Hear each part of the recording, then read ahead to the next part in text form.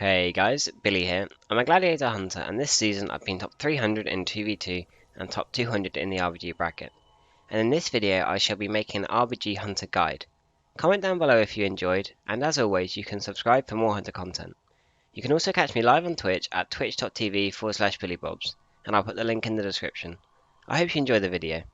Also, if you'd like to see me play some RBG, as in the actual games, comment down below and I can probably upload some as well.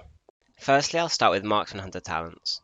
In the first row, Master Marksman is the best bet here, is because the bleed is quite strong and adds an additional bit of single target damage. The next row, you want Explosive Shot, as it does a lot of damage and it also cleaves if they stack, which is punishing. The third row is personal choice, however I prefer Camouflage because this allows you to ink as well. The fourth row, Streamline, is the best option here because it increases rapid fire's damage and also makes your next aim shot faster, which can be useful if you're being focused as well. This next row is also personal choice, however I prefer post haste because it allows you to get out of situations if you're going to die. This next row, double tap is the best option here. It adds a lot more burst, and if you use it with rapid fire it can do a lot of damage, especially to a tank with high stacks. In the final row, the best option is definitely lock and load. This is because it will allow you to get more burst pressure if you get a proc, especially if the tank is low and it can sometimes force a kill. For the PvP talent, so Marksman, I'd recommend always running Survival Tactics, and then Roar of Sacrifice when you're defending, as, for example, if a rogue inks you, you can use this and you're unlikely to die to one burst. And then Explosive Trap, for example on either Storm, you can knock people off in the middle, or you can also use it while defending. The other options you can pick are Scatter Shot, which can be useful if you need to CC 2 healers, or just stop a heal, for example. Or you can also run Sniper Shot, which is very good if you need to play defensive, for example if they have a lot of melee that would focus you, as it increases the range of all your shots and deals moderate damage. For BM Hunter's talents, you want to run a very similar build to what you'd run in Arena. So for this you should run Animal Companion, Scent of Blood, Camouflage, Thrill of the Hunt, Post Haste, Stomp and Aspect of the Beast. And then for PvP talents, the only one that you really need all the time is Survival Tactics. This provides a big shield as well, so that's why it's so useful, especially in an RBG. The other two are optional and you can pick between Roar of Sacrifice, Spider Sting, Wild Protector, especially if you have a lot of melee on your team. You can also run Knock Trap if you're going to be in teamfight or defending, and for example on either Storm you can knock people off in the middle. And you can also run the Dragon Scale Armor if they have a lot of Warlocks, Boomies or Shadow Priests, as it just decreases the overall damage you will take. As for the Legendary, I'd recommend running Craven regardless of whether you're playing BM or MM. This is because in RBG there's often a lot of dot classes, so this will just reduce the amount of damage you take overall as you'll be feign deathing the dots off. It also pairs really well with Survival Tactics because you'll get the shield, and that can be really useful in keeping yourself alive. For Covenants, for RBG for Hunter, I'd recommend being a Night Fae if you're only going to play Marksman. However, if you're going to play both, I'd recommend being Venthyr. This is because for Marksman, the Wild Spirit is very good for dealing damage to a lot of enemies at once, especially as it lines up perfectly with True Shot. This means that you can land a lot of damage in a short period of time, and often force kills during this. Whereas Venthyr is single target and consistent damage, which is much better for BM, and it is also decent for MM. Leading on from Covenant choice, if you choose Night Fae, I'd recommend running with Nia, especially as Marksman. This is because Grove Invigoration will increase your mastery, which will increase your overall damage from all your spells. And when you press Wild Spirits, you also get 16 stacks of the Grove Invigoration. This will increase your mastery by 400 for 30 seconds. This lines up perfectly with True Shot, and it will lead to insane burst damage when you use your CDs. This can lead to kills and often wiping an entire enemy team. For the first potency conduit, I'd recommend going with Spirit Attunement. This makes Wild Spirit last longer and deal more damage. This run without tiring will mean you gain 5% of your health every 3 seconds, which is a total of 20% of your maximum health if you stay in soul shape for its entire duration. Cheater's Vigor increases Cheater's movement speed, and it also lasts longer. Swift Patrol is useless in RBGs. Resilience, you take less damage when you feign death. Then the next potency conduit, True Shot, will last longer. And then finally, this last row is all a bit useless. However, Nia's tool Poison is good because you have the potency conduit. This last one will deal a little bit of damage when you interrupt something. It's not great, but it's a nice little bonus to have. If you chose to be Venthyr, for example, if you're mainly going to be playing BM, then I'd recommend going with the same build that you go in Arena. Hunters are not in the best place at the moment for RBG, however they can definitely still be useful. For example, with BM, they are very good at 1v1 or 2v2 situations, which means they can be very good for putting pressure on the enemy bases. They also have a pet and a lot of survivability, which makes them perfect to defend. MM is also able to put out extremely high damage if set up correctly. This can lead to a few picks and even wiping out entire enemy teams, which can sway a game. The general job of a marksman hunter in an RBG is similar to a Destro Warlock, where you're doing large amounts of damage to one or two targets. This can help force pressure and then force a kill. You also have some utility with Freezing Trap, which can take a healer out of the game, and you also have two knocks, High Explosive Trap and Bursting Shot. Both have a relatively low cooldown and can be used to knock people off the edge, for example on maps like Eye of the Storm.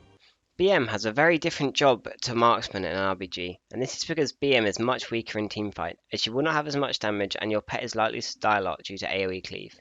Therefore, as a BM hunter, you have a job similar to a rogue, where you'll be defending bases or flag carriers, ninja-capping enemy bases, and 1v1ing or 2v2ing enemies on off-carts. You normally pair this well with a rogue or a feral druid. There are a few vital things to know when defending as a hunter, regardless of spec. Firstly, you should be standing around 30 to 40 yards from the flag, so that if a rogue tries to sap or blind you and then cap, they won't be able to get the cap before you're out of the CC. Therefore, you'll be able to stop them. This is due to the time it will take them to run to the flag after blinding or sapping you. Secondly, you should always have a pet when defending. This is because, even if a rogue saps you or blinds you, you can still have your pet attack them. I'd keep the pets fairly close to the flag, around 10 yards, so that even if you are out of position and you get sapped or blinded close to the flag, you can still anti-cap with the pets. This will mean that you will not lose the base. Thirdly, I'd always run with Roar of Sacrifice, and this is to stop rogues from 100 to 0ing you. You want to Roar of Sacrifice when you see them pop cooldowns, and you do not want to drink it aggressively to try and kill them, as they can always vanish and cloak or evasion just to get away. And then next time they ink you, you will not have Trinket, and therefore it's more likely that you would lose your base. For a general tip for any class that is defending, is that you always want to be aware where your opponents are. And for example, if you see that there's a rogue and a druid in stealth, the chances are that they are going to try and ink one of your bases. And at this point you should call it out and have someone peel to you. As a hunter, it is difficult to deal against two people. However, there are some things you can do. For example, if you're getting inked by a rogue and a druid, and the rogue decides to shadowy duel you, you can throw traps onto the flag, for example a freezing trap or a knock trap.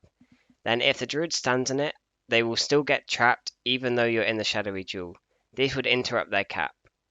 Also, if you're playing marksman and you're close to the flag, you can bursting shot, as this also works through shadowy duel. Ninjacapping as a hunter is fairly doable, however it can be difficult to perfect. You'll also find it extremely difficult to ink a rogue, as they have a huge advantage as they can sap and then blind you, and you are extremely unlikely to get their base. However, you are able to cap against other classes such as the Demon Hunter. How to do this is you will go stun trap the Demon Hunter. If he doesn't trinket, this is great because you will get the base. However, if he does, then you need to wait for the DR and for trap to be back. Then if you trap him again, you'll be able to get the base this time. Things to watch out for is if he's standing close to the flag, you will need to knock him away, because Immo Aura will stop caps. For RPG, there are some add-ons which are extremely important. These are Battleground Enemies. This is similar to a Gladius, but for RPG, and it can track the DRs of enemies, whether they have trinkets and if they have racials. Capping is also very helpful, as it will show who will win the game if it stays in its current state. This can influence decisions on whether you attack a base or just defend the ones that you have currently. Gladiator Losa can also be useful, but only for major CDs such as Combust or Dark Soul, and you'd need to customize this, otherwise it would be too loud as you'd be hearing everything that 10 people are doing.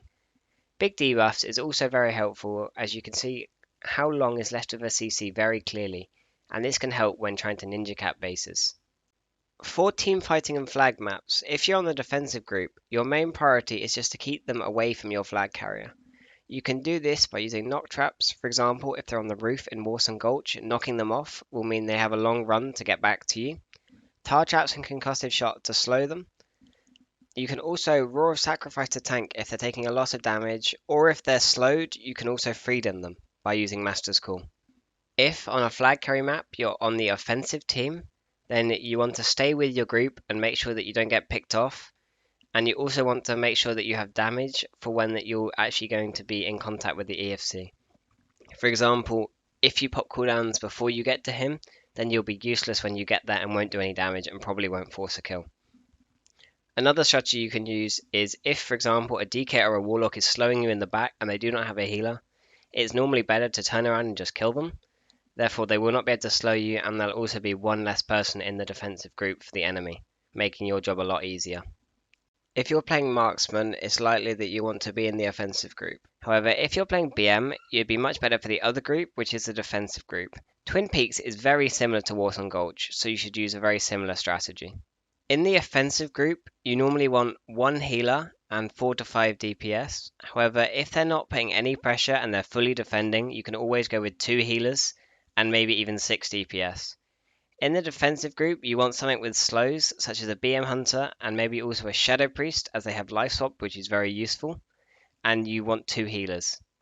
These healers are normally best to either be a Priest and a Paladin, or something with a lot of single target healing. Paladin is definitely best for this though.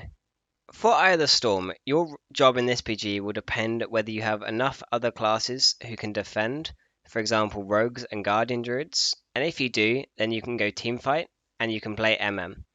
If you're playing MM, your main goal in the teamfight will be to do a lot of single target damage and also use both of your knocks to try and knock the enemy off.